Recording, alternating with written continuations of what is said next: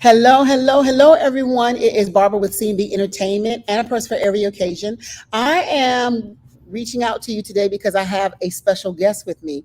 As you can see at the very bottom, it says an interview with Lisa B., the author. And right beside me here is Miss Lisa Barnes. Miss Lisa Barnes, yes, she is an author and she does a variety of other things as well. We'll let her share a little bit about those things, but I'm asking you to take a minute to like and share this page, this video. Share it with another sister because it has some great information. This is a testimony. This is something that could be inspirational. This is something that could be a motivator for you. You never know what it can do. So take a minute. I'm asking you to like and share it. And while you're doing that, I am going to just post her picture up here real quickly so everybody can see this beautiful young lady, Miss Lisa Barnes. As I stated before, she is an author, and that's giving you an opportunity to like and share. And, once she gets finished talking, you may want to reach out to her yourself. So I'm going to give you her information. Here's her phone number as well as her email, how you can contact her if there's something that she may have said or, that inspired you and you wanted to just speak with her. All right, everybody. Okay. So, hey, Lisa, how you doing? Hello. All right. So, Lisa, first of all, tell us a little bit about yourself. Okay, my name is Lisa Barnes. I'm a mother of two sons, a grandmother of 18 grandbabies. Okay. Ooh, 18. Yes, All right. 18. I'm a registered behavior technician. Okay. I work with autistic children. I Mhm. work with developmentally delayed babies, and I work with behavior challenged children with the foster system. Okay. And so, yeah, and Oh, wow. that's my niche right You're a there. busy woman. You got a lot going on. Yes, But it's ma'am. all positive, I can tell. Yes, I can ma'am. tell. So, well, I'm so glad to have you taking this time out of your busy schedule to come over and interview because when we had our conversation when we first Yes. met, Yes. we had a good talk, didn't we? Yes, We we had a great did. talk, Yes, and we I was did. truly inspired just by your story, Thank and you. I wanted to share it with others, Thank you. Thank you for and you having need to me. share it with others. Yes, You ma'am. need to. So, real quickly, everyone, I'm going to share this book right here. It's called What Now? And How to Survive a Loss Due to Suicide. Everyone, take a look at this book. When we get finished with this interview, she will let you know what is taking place with this book. If you want to, purchase the book yourself or how you can meet her in person, we will pass that along. So let's go ahead on and bring that over here to the side for a minute. There we go. What now? What now? Yes, yes. So I actually have the book right here. She gave me one, y'all, and she has put her autograph inside here as well. And Yes. I look forward to it. And I have to be honest with you, I have not read the book yet, but I will be reading the book. I opened it up to the first few pages, and I'm actually going to read to you just a little bit of the introduction. Let me find it on here to give you an idea what this book is about, and then we'll ask Lisa to just share some information to us about it. It says, here's her introduction. I'll never forget January 8th, 2012. It was a Sunday morning. I did not go to church this Sunday because I was sick with a bad chest cold, cough, and no voice. Around 10:30 a.m., I was lying on the sofa in the living room when I heard a knock at the door. It was the police. My middle son came from the back room when he heard someone at the door. I asked again, who was at the door? It was indeed the police. So this is already intriguing to let you know, well, what's going on and what happened. And obviously you can read the little bit of the front part of this book to give you more detail of, what is to come, unfortunately. So Miss Lisa, here, let me take the book and bring it down a little bit so we can get more of you, darling. There we go. So tell us a little bit about how this book came into play. Okay. It's the book is my grief journey after losing my youngest son, Okay. Deron Bell. We call him Trey, Mm-hmm. to suicide. Okay. January 8th, 2012. I decided to write the book because of my experiences being a woman of color. Mm-hmm. It wasn't a lot of resources available to me, Dealing like with grieving. yes, Okay. or dealing with suicide. Period. Okay. Yeah, and so Mm-hmm. that's why I wrote the book of my account and my journey. Mm-hmm. So if it happens to someone else, they will have access Mm-hmm. and know someone that looks like them, Yeah. that can help them through some of the unique things. Yeah. Because suicide is one of those topics that has a stigma attached Mhm. to it in the Black and brown communities, Mhm. unfortunately. Yes. So, and then that also piggybacks off of mental health. Mhm. You know, it happens, but we don't Yes. talk about But it no one enough. talks about it. Yes. Yeah. Until you find out in the news that Yes. someone you knew or a Yes. celebrity or someone has, committed suicide, then it comes back up for a little while and then it briefly goes back down. But Exactly. you're right. It does deal with that mental health. And there's a Yes. lot of times that people don't always open up with the mental health. Right. Back in the day, they didn't really express themselves and talk Exactly. about how they're feeling, or this is happening to me or that's happening to me. That's Now true. people are becoming a little bit more verbal, more open, Yes. and they even have those support groups too as well. Yes. And I think this is awesome because, as you stated before, it's relatable. Yes. Someone who may be of color, can read a story and find out, oh, I'm not the only one in the whole world that's dealing with Right. this situation or that has dealt with this situation. It's Exactly. relatable as well. But I'm quite sure anyone of any race or color can read this book and get Yes. something out of it, Yes. as Yes, well. because suicide is not a race issue. That's right. However, Mhm. now we have a voice Yes. that we can relate to Mhm. and get the help. And by telling my story, Mhm. someone can find, if they find themselves asking the question, what now? Yes, ma'am. I'll give some Mhm. roadmap, to Mhm. help them find the resources in their area Mhm. that can help them deal with grief and not be consumed by their grief. Mhm.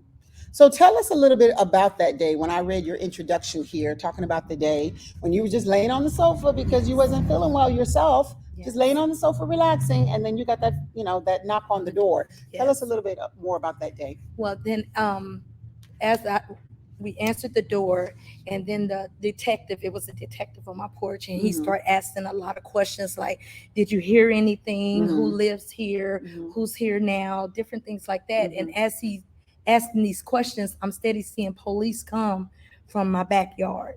It was steady coming. And I Mhm. lived on a one-way street Okay. at the time. And while he was interviewing me, Mhm. and I'm steady seeing police, then I'm seeing the ambulance go up the street, Mhm. but it was no sirens or anything. Mhm. They were taking their time. So me knowing, Mhm. I'm like, well, they're not rushing to Mhm. save anybody. Yeah. So then my questions was, did something happen? Did somebody get hurt Mhm. in my backyard? What's Mhm. going on? So you're thinking someone else could have Yes. been hurt and they're asking you about Mhm. it. And then Okay. I wanted it to be someone else. So I started asking the questions that I hoped Mhm. the answers were yes. Yes. Like, was it a woman? Mhm. Was it an older person? Okay. Mm-hmm. Mhm. Things like that. And Did you when have like a little unction somewhere I that was started fearful rising up? because he wasn't home Okay. at that time. And he Mhm. even asked, who lives here? My exact words were, my two sons. My Mhm. son is here now, but my youngest son is not here right Okay. now. Yeah. Okay. You Okay. know, Yeah. and that wasn't strange. He'll go Mhm. out and come back when he come back, so that wasn't a strange occurrence. Mhm. It was just one of those things. Yeah. But when he wasn't answering the questions I wanted him to answer Yeah. to be yes, then the anxiety and Mhm. everything kicked in. And so then eventually he went on to let me know that he Mhm. believed it was self-inflicted, and Mhm. it was, probably my Mhm. son, but he Mhm. wouldn't let me go back there to see for myself. So Mhm. So what was the first thoughts that came in your mind when they told you it was your son? I was numb. I was Mhm. just numb because Mhm. it's like I didn't know what to feel or how to feel Mhm. or where this was gonna go. Mhm. So it didn't feel like a disbelief or a like, no, not my I just child. Couldn't I be was my just child. well because I've dealt with tragedy before, Mhm. with losing two brothers tragically Okay. at an early age. Mhm. It was not kind of off kilter to Mhm. even think something's tragically happened, Mhm. and just knowing like this happened to me. What do I do now? Mhm. But I knew, and my faith and everything, I knew then my faith is what was going to bring me through. And I had to make a conscious decision right then and there. Whatever Mhm. this is, whatever I have to go through, Mhm. I got to live through it. Mhm. However, Yeah. because I still had two sons to live for and then my Mhm. grandbabies. Yeah. And so I made a Mhm. decision right then and there. Mhm. I was going to live through it the best I could. Mhm. You know? So it was in your backyard where he had committed suicide. Yes. In your backyard. Yes. So how did they find out about it? The police, Well, I later found out that my neighbor Mhm. was coming out of his back door to go to church. Okay. And so his back door faced my back door, and there was an alley in between. Okay. And he saw him and called 911. I didn't know Oh, that my at the goodness. time, Okay. but he is the one that made the Mhm. 911 call because Mhm. he was real close with my son. Mhm. Yeah. Yeah. And Yeah. so I'm glad. And I can it see why happened they like that. do not want you. They didn't want you Yes. back there, you know, Yes. because you, yeah, That's that's a whole lot. nother set of emotions. I can only Exactly. imagine, you know. Exactly. I can only imagine on that. So how was the rest of your family? Well, You know. most of my, I have some family here that was in Savannah at the time, and then my immediate family, like Mhm. my middle son, he was here. He only came to help me with my baby boy Okay. because we're originally from Kansas City, Okay. and then my oldest son was back home, and majority of my grandbabies is in Kansas City. Mhm. So having to make the call Yeah. was Mhm. hard Was to let hard. everybody know. Yeah. Yeah. And how are your sons? Your sons, the ones who were here, did they ask you any questions or anything? Well, yeah, we went through some processing, Mhm. and because my middle son and my youngest son were very close. Mhm. So, and then I later found out through later conversations that each one of the siblings Mhm. have saved my son at some point, Really? but I didn't even know he was Mhm. suicidal. Now, how old was he again? 20. He was 20. Mhm. Okay. All right. He had just turned 20 Mhm. November, and then it happened January. Mm-hmm, Yeah. so you did not see any signs or anything at all? Well, he suffered from depression. Okay. But then let's take it back to, what we Mhm. learned in the Black and brown communities. Mhm, mhm. We don't do that. Yeah. Mhm. And that was my just of Mhm. suicide. Yeah. We don't do it. Mhm. So I didn't know the signs to look for or even know that was a sign. Mhm. His depression was That's fine. deep, Mhm. but I didn't know it was to that To extent that level. because that's just something that doesn't Mhm. happen Yeah. to us as a community. Mhm. I thought that was my level Mhm. of understanding. Mhm. I've heard, and I'm not too, familiar with it. I need to do a little bit more research on it. But I did read in an article one time. Usually, when someone's getting ready to, uh, you know, give up their own life, they start giving things away. Yes. They start giving things to people, saying, "You can have this. You can keep Yes. this." Yes. Did you see any signs like that? After I don't replay this whole 20 years, Mhm. the last 10 years, Yeah. So yes, Mhm. I found out later that he had asked my mom to pick out all his pictures Mhm. of him, Yeah. and so he was preparing then, and Mhm. it was kind of like he did a purge, or like Mhm. mama, I know you always love me, and Mhm. kind of Yeah. like, because he was a troubled child, Mhm. so Mhm. we went everything you Mhm. could think of, we went A through, but he challenge. was still Mhm. my baby, That's right. Yeah. and he was like making amends with me the Mhm. Tuesday before, but I didn't know. I thought it was just him Mhm. in his feelings, Yeah. but I didn't know he was really Trying to making clean up amends. everything. Yeah. Mhm. And he did. It was like we talked for like 3 hours. He did Mhm. most of the talking, and he basically was saying he was sorry for everything Mhm. he put me through. Yeah. And Yeah. Yeah. I didn't know then, but I know Mhm. You now. was just thinking my baby's growing up, and Yeah. And he's so I let him maturing, guide and the conversation, yeah. Yeah. Oh wow. not knowing. Mhm. Yeah. Mhm. Even his last birthday, Mhm. I his balloon, I cut it Mhm. and let the air out, and I folded it up and put it up. Mhm. I don't even know why I did that. Mhm. But after the fact, Yeah. now I know, because it was going to be his last one. His Just last little one. things like that. When you Yeah. go back, Mhm. hindsight is Thinking about always it. 2020. Yeah. Mhm. And I Mhm. still have the balloon right today. Yeah. Yeah.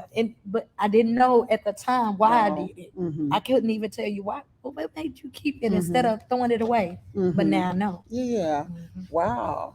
So, after a while, I mean, did you for yourself, did you take any therapy? Did you go through any Yes. therapy or Yes, I did. anything? How long was that therapy? How long did that last? Well, I still go to individual therapy, Okay. and like for the first 18 months, I went to the group therapy as well. Mhm.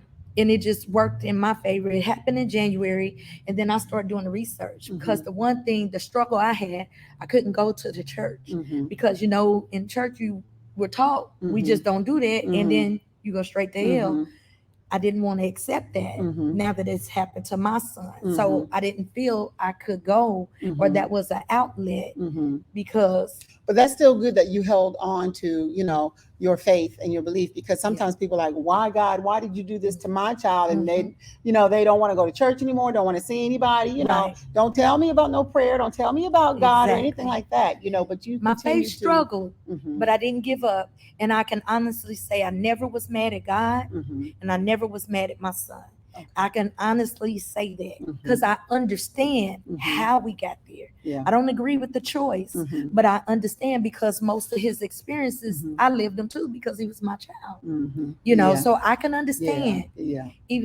And with him, he didn't leave a letter, so you have Okay. to come to your own conclusion. Mhm. Mhm. Nobody will really know Mhm. exactly what made it be that day, Mhm. but I That it kind of happened. got an idea because of Mhm. some of the things he was struggling with, Yeah. and the main thing was depression. So, Mhm. um, so that happened in January. So I started doing my research and everything, Mhm. and then I found a support group that was local Okay. that was gonna start back up that Mhm. May. Mhm. So I didn't have to go that long That's without it. good. And then so I started going, and it really helped me. I've been That's to good. grief camps, Mhm. and those helped me. And then it Mhm. by growing and learning, and like even before going to group, I didn't know it was the difference between completing suicide, contemplating suicide, Mhm. attempting suicide. Those are Mhm. three different things. Mhm. But I had always put them Different in types of one. suicide. Yeah, I One put them in one category. category. One, you're Mhm. thinking about it. Mhm. One, you tried, Mhm. and then the other one, you complete. Mm. Mm. I didn't even know, Yeah. the stages of it. Yeah. So, but then I found out later on, like his siblings have rescued him Mhm. before, but nobody Mhm. told me. Yeah. Had I known, I would have moved differently with our Mhm. last conversation. Mhm. If Mhm. if I know, oh, he really mean this, let me Mhm. move a little different. Yeah. So when you were writing this book, and once again, everyone, this is the book called What Now by Lisa Barnes, the author. She's with us today. We thank you once again so much for Thank being you for out having here. me. But when you was writing this book, did you feel like it was a form of therapy for you, like Yes. release for Yes. you? Yes, because when Mhm. it first happened to me, I knew that grief was too heavy to contain. Mhm. And so I talk about in the book about the snowsuit effect, Mhm. where I felt like I was wearing a snowsuit in 100-degree weather because I felt Mhm. like I was wearing my grief, basically. Mhm. Mhm. Everybody knew what happened to me or Yeah. looking at me. That's the lady whose son committed suicide. Mhm. That's the process Yeah. I was thinking. So to deal with it, I will share it before I let you talk about it. Let me Mhm. give you the Yeah. information. Yeah. Yeah. That's what I was thinking. Let me Yeah. get ahead of it. Mhm. But I found that wasn't a real healthy choice. It would make others feel uncomfortable to be around me, but I needed to release it because it was too Mhm. much to hold. Yeah. Yeah. So I had to find different ways, Mhm. a different, better coping skills, so I would be able to be around other people or Mhm. not people not shun away from me, Mhm. And so it was a growing process, and then I just start keeping account of different things that happen, like just little things like having to change your conversation, Mhm. like when we did the introduction just now. Yes. I struggled with that, having Mhm. to say, My son. yeah, Mhm. say two sons. Mhm. Am I forgetting about Yeah. him? Yeah. Yeah. That's not it. Mhm. But if I say I have three sons, but my youngest son's Mhm. deceased, now that's a whole nother conversation. Mhm. So one of the chapters in the book, And that also what do I say now? that's growth. That's Yes. growth. Mentally. Yes. And almost like a form of closure for you. Yes. Mhm. Yes. You can say it. Yes. Easily, a little bit. And see, so and this book is for anyone dealing with grief, Mhm. but it's especially for the mother, Mhm. for the That woman of lost their child. color, Mhm. for someone that's dealing with losing a child to Mhm. suicide. But it can still help anyone that's dealing with any type of loss. Okay. Any type of loss, and it's for anyone, male, female, it doesn't matter. Mhm. It can help, Mhm. hearing someone else's story, and that's what the benefit I got out of going to group therapy. Mhm. Because no matter how bad you think you got it, it's somebody could be worse off. Like, Mhm. for example, going to group, there was parents there that wasn't able to get the closure I got right then and there. I knew Mhm. my son was in the backyard. Mhm. I knew Mhm. it. Yeah. I got closure right then Yeah. and there. But other parents are suffering from, They don't even know. they don't know how it happened, Mhm. and then because there's no body, Mhm. there's always gonna be that little ray of hope Yeah. that, They just may be alive somewhere. and one day they may come back. Mhm. But with me, I was able to get complete knew. closure Mhm. right then and there of Mhm. what's really happening, Mhm. or what my reality really is. Yeah. So, Yeah. Yeah. just little things like that. Mhm. Or And that's actually what I was going to ask you. How can this book be beneficial to someone else who's reading it and who may not be of Right. color, right. of color. But you basically answered that. And it can help people, just family members, Mhm. or it can help the person that may be contemplating suicide, to Mhm. hear what happens after Mhm. the aftermath. Mhm. Maybe you'll change your mind about it, or hearing a mother's struggle after losing a child, then maybe you can put your mom in that. I wouldn't want to take my mom through this. Yeah, yeah, So it'll help yeah. that person.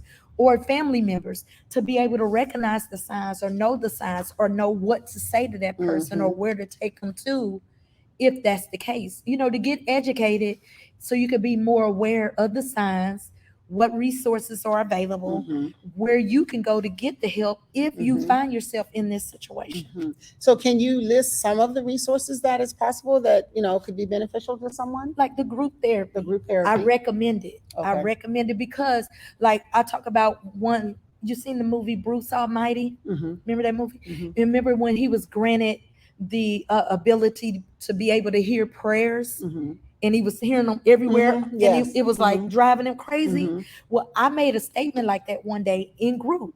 Like, it's like you're hearing it from everywhere. Like you thinking about what other people may be saying, Saying or and thinking. then your Mhm. own thoughts, Mhm. and then you're thinking about what your loved one might have been going Yeah. through. So you getting it from everywhere, and that's I felt like I was in that scene.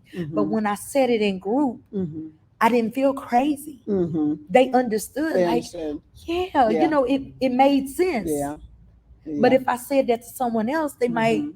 like, what's wrong with her? Mhm. But Yeah. it's a safe place. Mhm. So That's that nice. helps. Yeah. That Yeah. helps. And then And they realize individual they're not therapy the only too. one, that's dealing with this. Exactly. Like sometimes you think you're the only one on the whole planet Right. that's dealing with this or feeling this kind of way or Yeah. whatever. But yeah, that's Yeah. good. And it helps you know that you're not alone. Mhm. And it's that safe place to share the hard Mhm. things. And they may give you some information Mhm. to work through, All right. And so, Yeah. and then it helps you be grateful.